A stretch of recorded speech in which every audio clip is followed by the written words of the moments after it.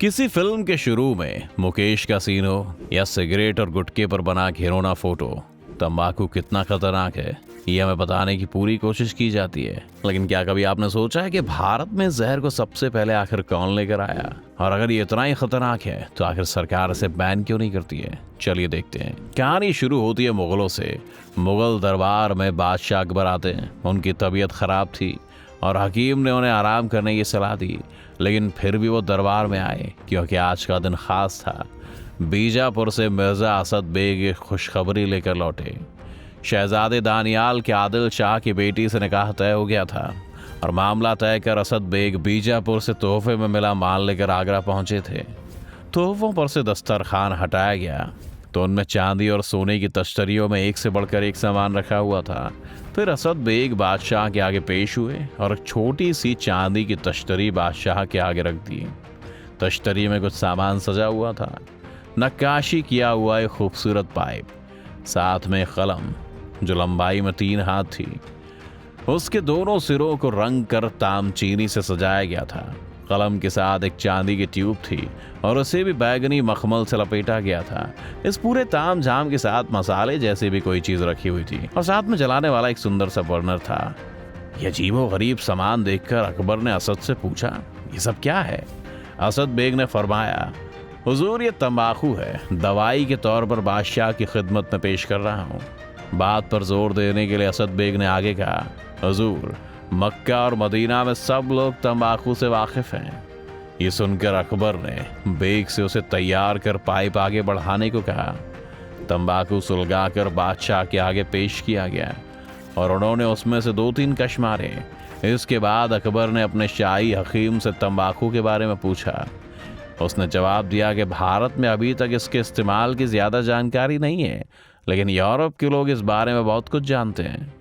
बादशाह अकबर ने इसके बाद कभी तंबाकू का सेवन नहीं किया, लेकिन मुगल भारत में तंबाकू की शुरुआत हो चुकी थी। अगले 1 दशक में तंबाकू के सेवन में इस कदर बढ़ोतरी हुई कि मुगल बादशाह जहांगीर को तंबाकू पर बैन लगाना पड़ा। इतिहास। आर्कियोलॉजिकल रिसर्च के मुताबिक तंबाकू का इस्तेमाल सबसे पहले 12,300 साल पहले नॉर्थ और सेंट्रल अमेरिका में हुआ था। 1492 में जब क्रिस्टोफर कोलंबस अमेरिका पहुंचा तो वहां के मूल निवासियों से उसे पहली बार तंबाकू मिला। इसके बाद जहाजी तंबाकू को वो यूरोप ले गए।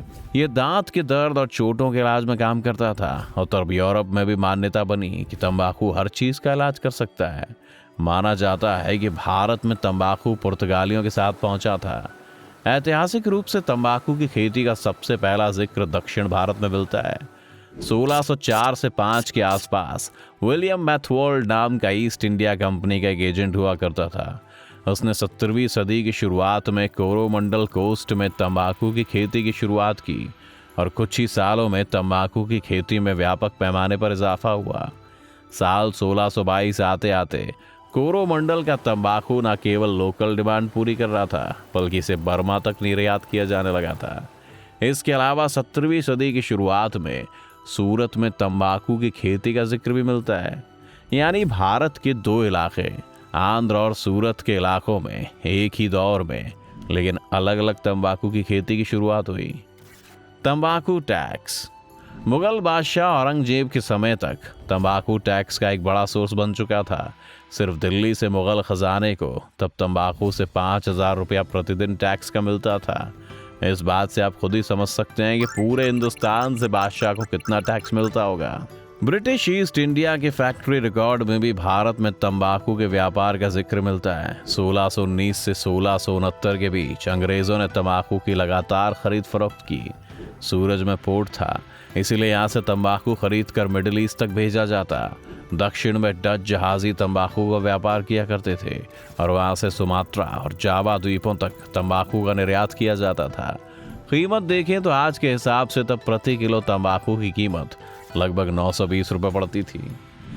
ब्रिटिश और डच ट्रेड भारत में तंबाकू के व्यापार का सिर्फ एक छोटा सा हिस्सा था। जैसा कि हमने आपको पहले बताया कि जहांगीर के समय से ही भारत में तंबाकू की खपत बहुत बढ़ गई थी।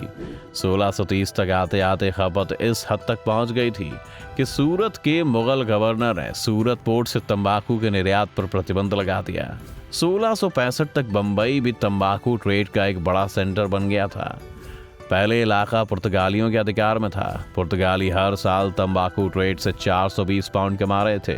बाद में अंग्रेजों का इस इलाके पर अधिकार हुआ और 1668 तक ये रकम बढ़ते बढ़ते 12,000 पाउंड प्रतिवर्ष हो गई, यानी 5 साल में 30 गुना का इजाफा। 17वीं शताब्दी के अंत तक तंबाकू फायदे का सौदा था, इसलिए तंबाकू ने दूसरी फसलों की जगह ले ली। बिहार, उड़ीसा और उत्तर भारत के अधिकतर इलाकों में तंबाकू की खेती होने लगी थी। बीड़ी की शुरुआत 1800 आते आते हुक्के और पान के रूप में पूरे भारत में तंबाकू का सेवन होने लगा था। तंबाकू की एंट्री से 2 और इंडस्ट्रीज को फायदा मिला।